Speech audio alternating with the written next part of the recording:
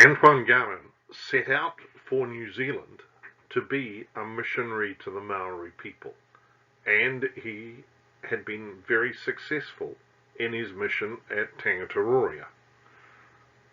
His life then took a surprising turn.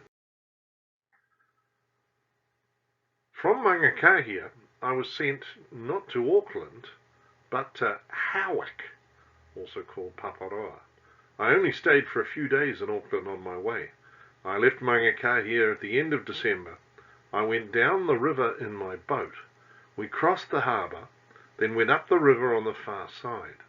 We went overland from Kaipara Harbour to Auckland Harbour. A few days later, on 2nd of January 1848, I took up residence in Howick, which is 3 or 4 leagues from Auckland. At age 38, the acting Bishop of Auckland, Bishop Viard, in fact, pulls Garin from his Maori mission to have him deal with Irish settlers. And more than that, to deal with fencibles. Howick was established in 1847 in the aftermath of the Northern War, New Zealand Wars. Governor Grey requested 2,500 troops to defend the colony, and the Colonial Office agreed, but insisted that a portion of the troops be made up of a force of a different description, to be designated the Royal New Zealand Fencibles. That's fence in the sense of defence. The Fencibles would consist of approximately 500 men who had been discharged from the British Army, honourable discharge at the end of their career. The force would be sent directly to Auckland to be established in 2 or 3 villages in the vicinity of the capital, prepared for their arrival. In fact, they weren't prepared, but never mind. The settlements were eventually placed to the south of Auckland at Onehunga, Panmure, Otahuhu and Howick, the latter situated 21 kilometres from the capital. So Auckland, which you can see is an isthmus, like an island, but connected at either end, and because they were afraid of Maori attack from the south, they established settlements at those 4 locations which could control the Great South Road and control sea access to Auckland.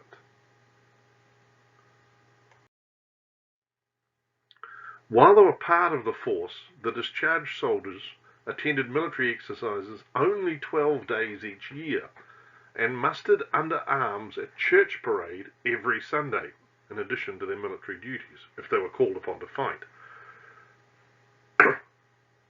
When there wasn't an attack, they weren't soldiers, they were retired. And one of the problems was how to keep them in these brand new villages with nothing much going on apart from a little bit of subsistence farming and some road making. There was a tendency for them to wander off to the bright lights of Auckland, some 20 odd kilometres away, and they were inclined to stay there, but every Sunday they had to be back in their village for church parade. They were lined up, they were counted off, and then the Anglicans marched off that way towards the Anglican Church, the Catholics marched off towards the Catholic Church. So part of the arrangement with Governor Grey was for the Catholic Church to have some land in the new settlement. 1 acre of land for a church and a parsonage, with the right to purchase 4 acres as a glebe. So there you can see the original layout of Howick, very regular and very army-like, with all of these 1 acre plots. And there on Picton Street, the Roman Catholic glebe, the Roman Catholic school, the Roman Catholic presbytery, and the Roman Catholic church, just over the road from a lumber yard. Garin starts there in 1848, living in a raupo hut, built, as you can see, from reeds. After the end of the year, he requested and received a sergeant's cottage built to his specifications to replace the hut, which he told the colonial secretary it wouldn't survive another winter in Auckland. Garin didn't immediately warm to his parishioners. My parishioners are old soldiers. Catholics, yes, but old drunkards who are more difficult to manage than the newly converted Maori. He's a Frenchman. He's dealing with Irishmen.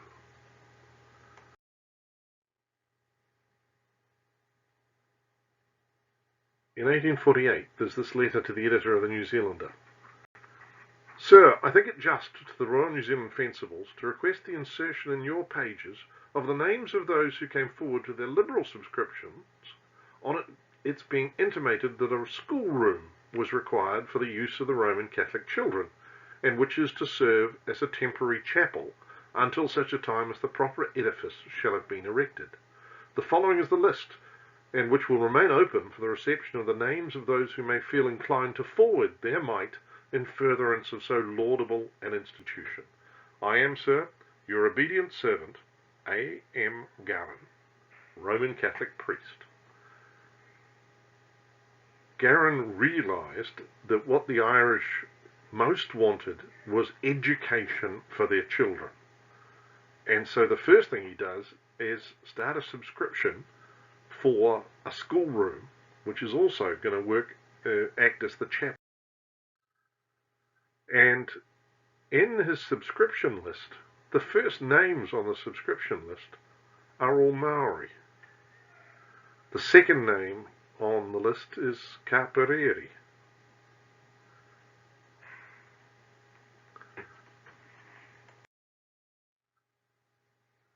And you can see he got the Fencibles themselves, as well as the bishop, and some of the other Maoris fathers to contribute.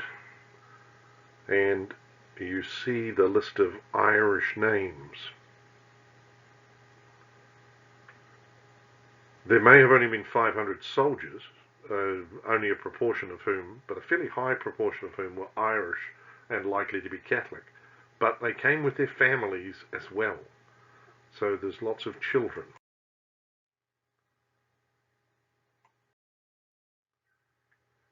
In mid-1848, Garin was appointed parish priest of Panmure and Otahuhu, in addition to Howick, and he set about developing similar infrastructure for his new parishes. He bought a horse so he could reach the other settlements more easily, built a Raupo schoolroom in Panmure that was used as a chapel, and asked the colonial secretary to mark out land for a Catholic church, school and cemetery at Panmure and Otahuhu. The cemetery at Panmure is still the major burial place of Catholic clergy and religious in Auckland. The land was surveyed by September 1849, and Garin ordered wood for the Panmure church in March 1850. St Patrick's Church, Panmure, would be consecrated in 1852. Pompelia. And if you see photos of those two churches, they look extraordinarily alike, and I rather suspect there was a standard army model of what was provided for a church.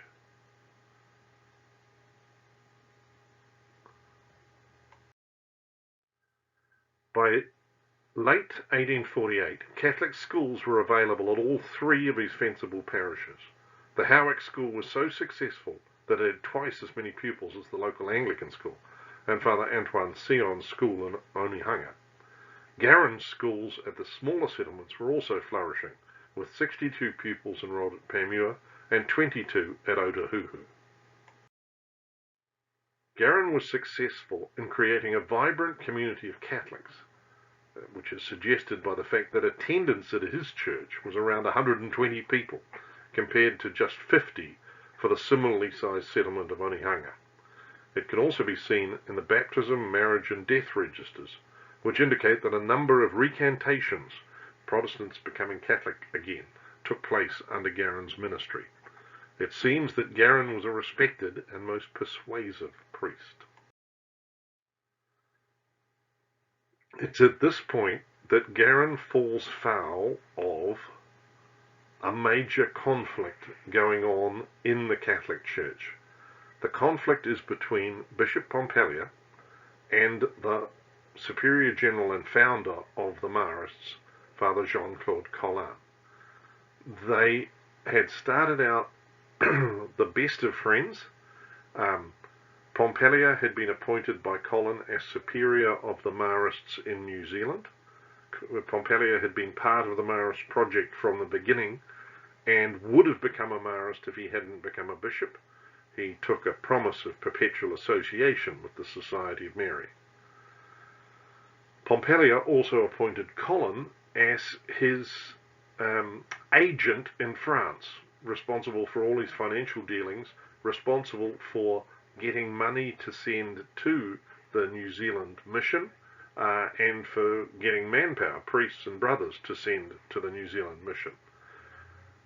However, Bishop Pompallier was trying to cover as much territory as he could, and was promising every tribe that he dealt with that they would have a priest, and so he was inclined to put his men singly all over his vast diocese.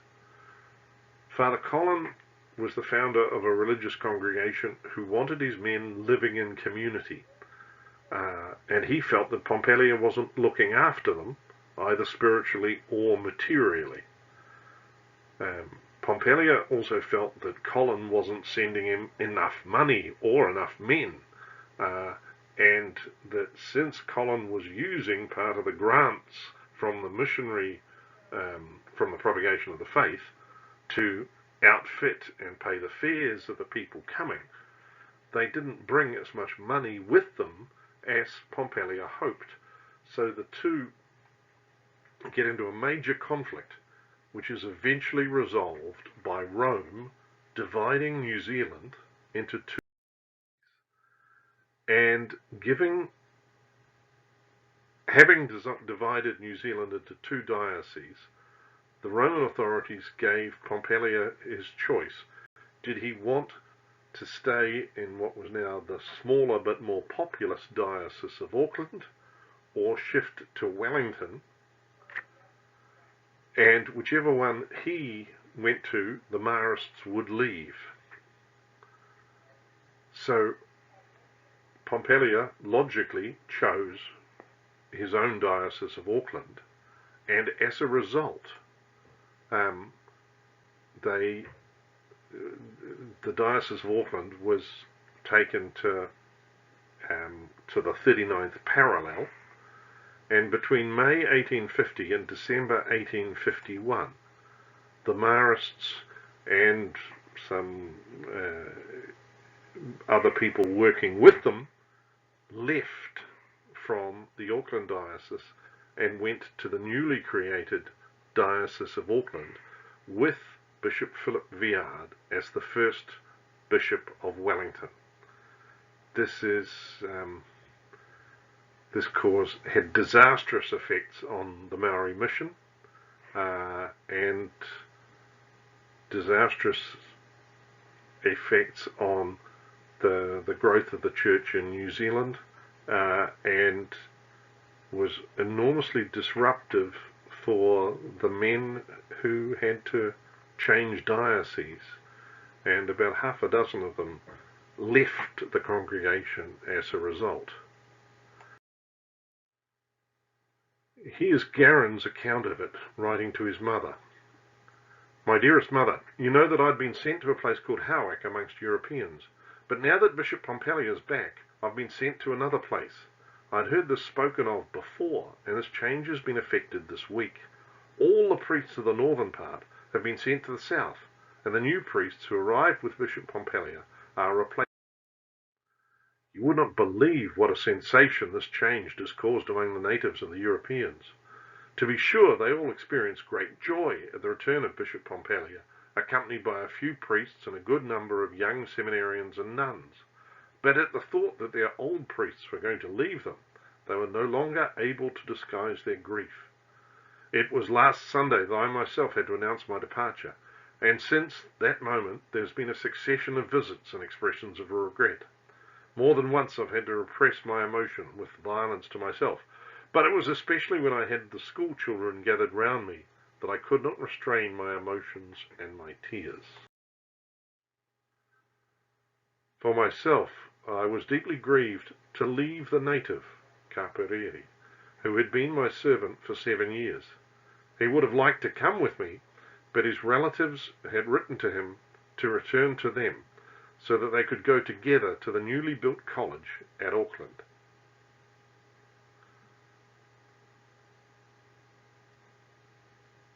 So Garin's time with the Fencibles was over because of issues between a religious order and his bishop.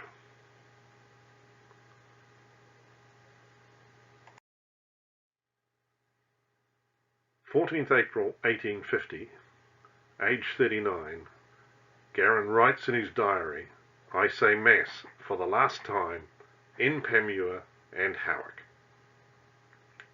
In fact, this is exactly halfway through Garin's life.